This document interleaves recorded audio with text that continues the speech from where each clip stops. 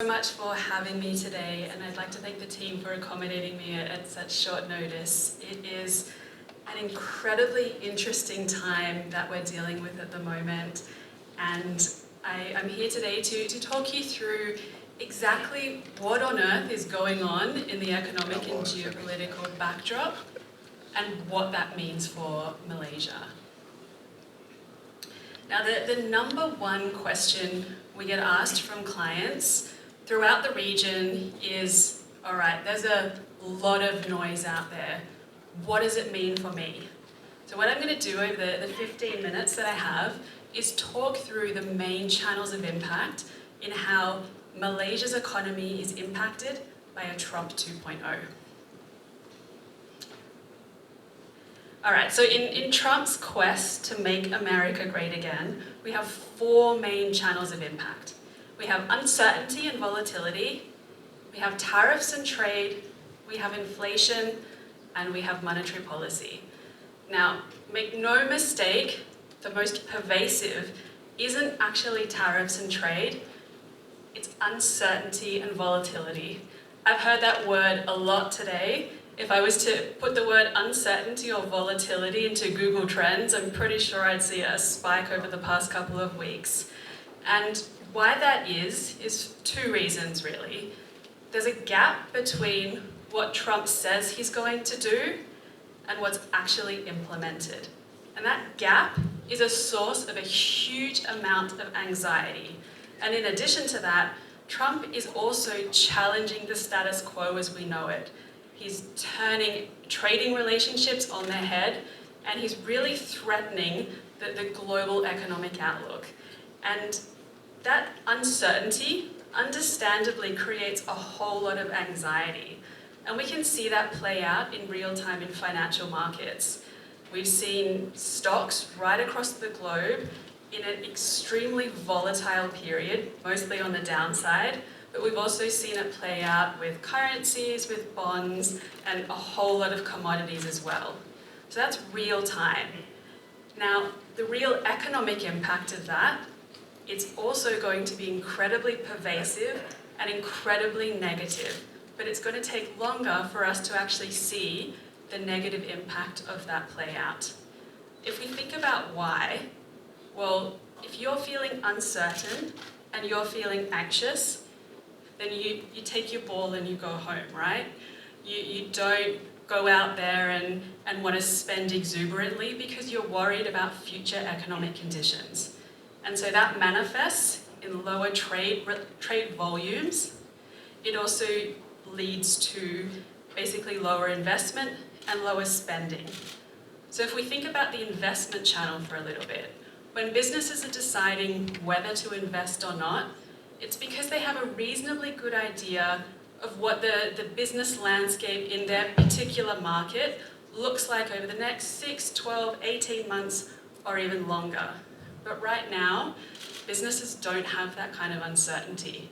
I mean, we don't even know what the tariff policy is going to look like in a week, so why on earth would we be investing right now?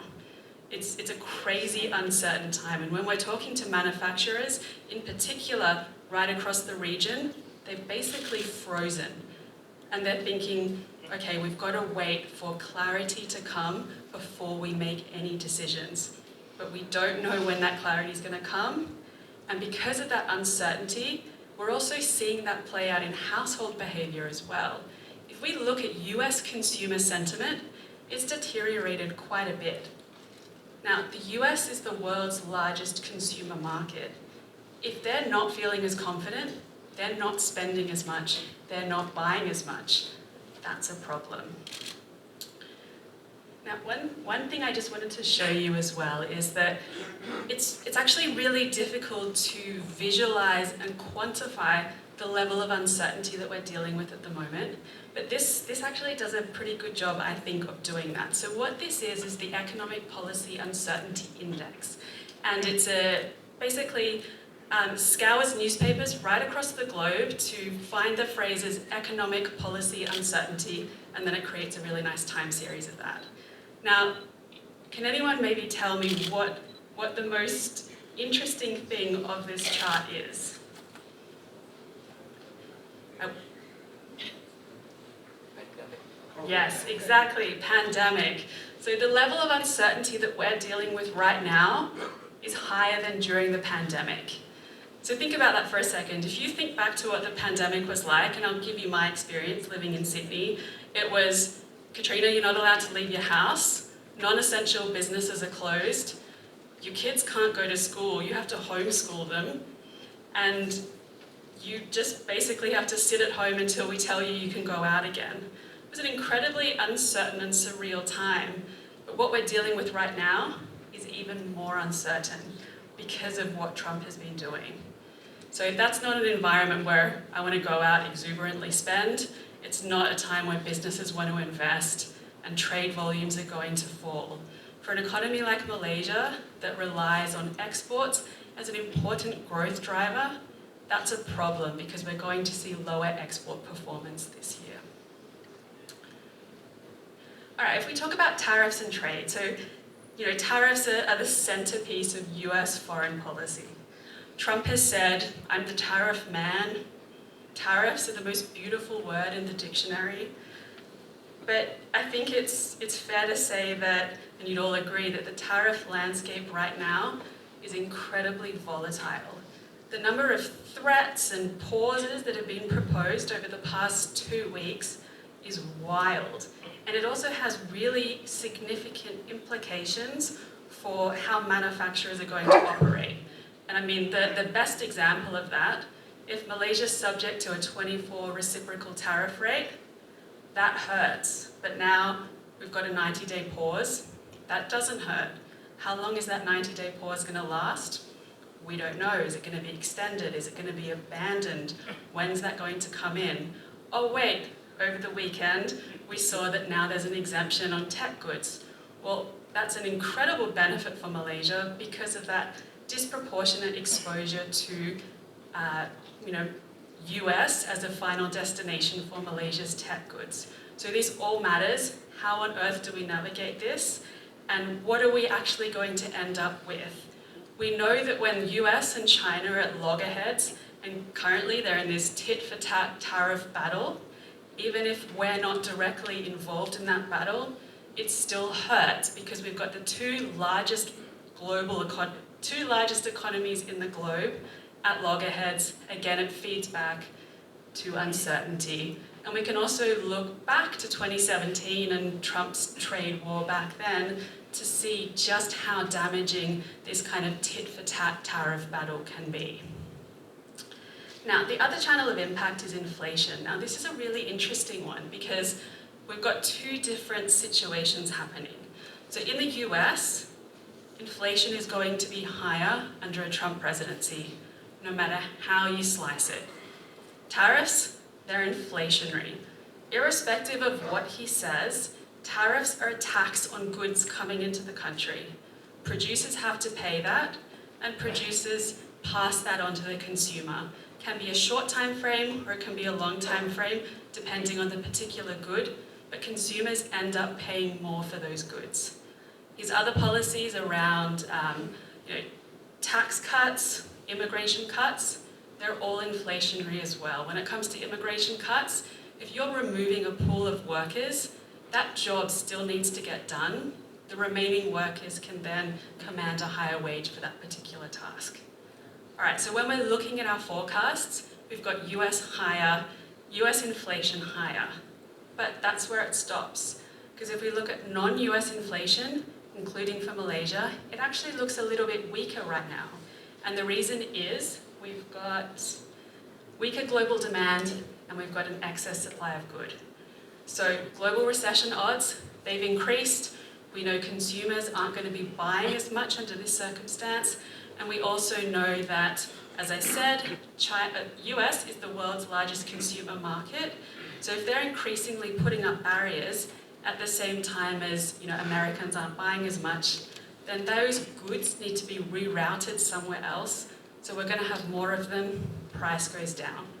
And I think what's really interesting is that, so when we're looking at Malaysia's CPI forecast, it's actually very weak now. It's looking at about 1.6% this year. So that's in our April baseline forecast, which we update every month.